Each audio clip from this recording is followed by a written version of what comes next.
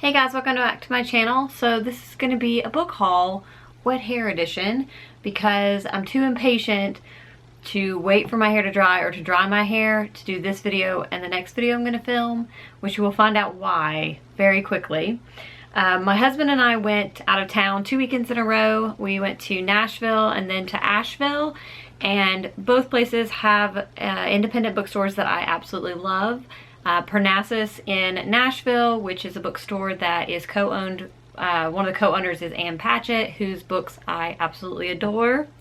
And the other one is Malaprops, which is basically my favorite bookstore ever, and I would live there. I love that place. So of course I went shopping in both, and I have books to show you.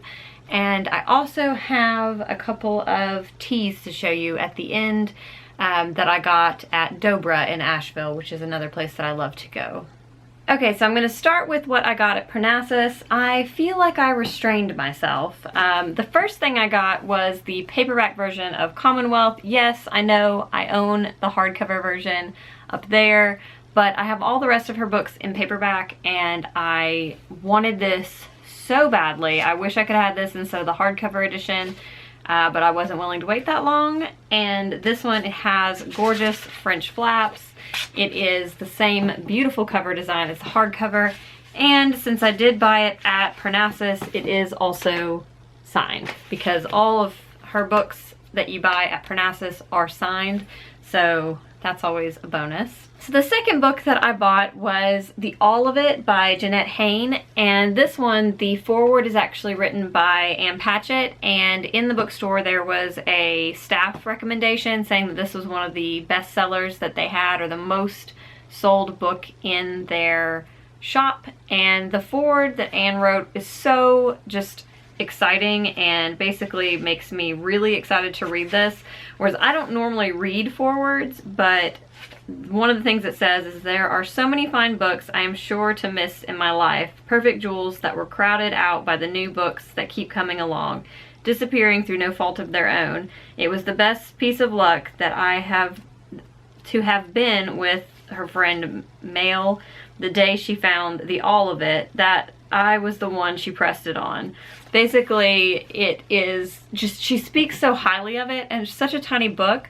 And it's about a father, a Catholic priest, who hears this story of this woman named Edna, and it is this basically not a confession so much as just this story of her life and how it affects him. And then obviously it's the story, Edna's story. It's set in Ireland.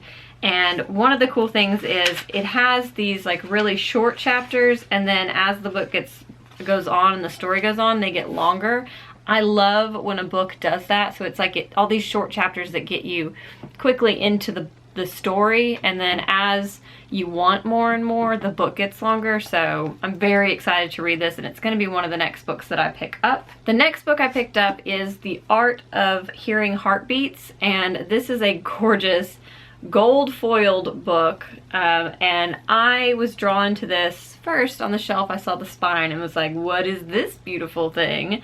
And then because when I read the back of it, it was talking about how it was partially set in Burma or Myanmar, and one of my really good friends is a citizen of Myanmar. She lives in Yangon, and so I always like to read more about the places that my loved ones live, and this just sounded really interesting. It's about a daughter whose dad disappears, and she goes kind of searching into his past to find him and finds all these secrets.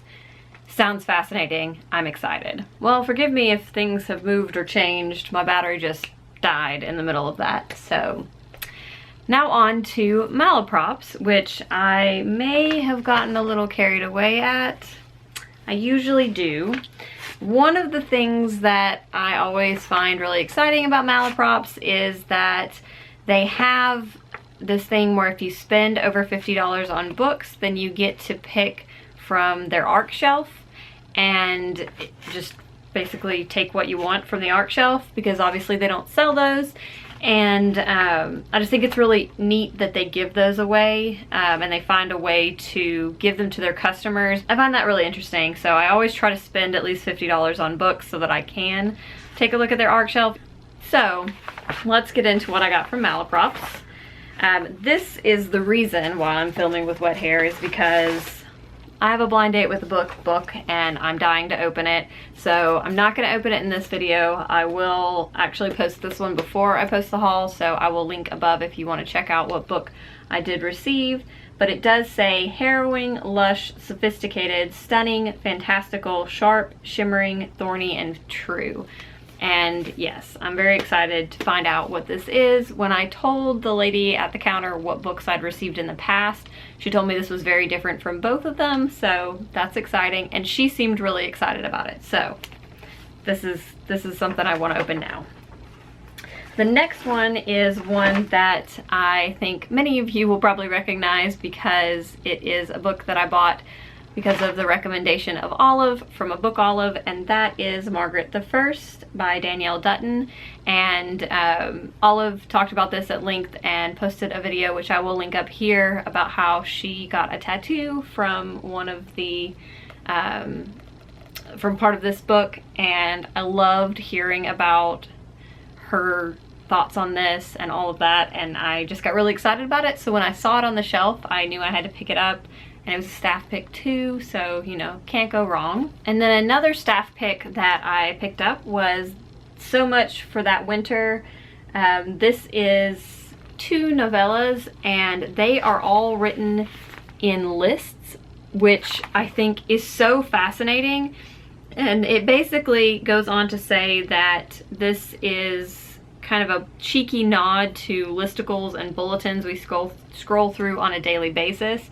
So that's why the stories are told in lists, and they are basically, one of them is a romance and the other one is about a musician that gets dumped via text message. So yes, I'm very excited to read this one, and I think it'll be a really, really quick read and probably humorous. So this one is called Isa's Ballad, and it is a translated work, and I believe it's translated from German.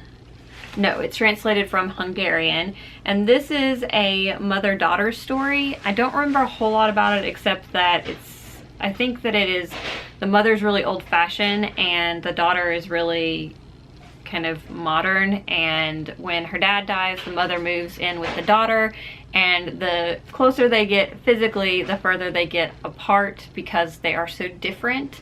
And it just sounded really interesting, and I always need more translated works in my life. And then the last one that I that I picked out was the ARC that I picked out, and it is Start Without Me, and it just looked like a fun, bright cover, and it's basically about 2 people who meet on their way home to Thanksgiving dinner or lunch with their family, and the shenanigans that happen. They meet at an airport. I don't know, sounded interesting. And now my hair is magically drier because my battery just keeps dying because I'm a failure. So quickly, I will show you the other 2 things that we bought. We got 2 teas. They're not from Dobra. I said that at the beginning.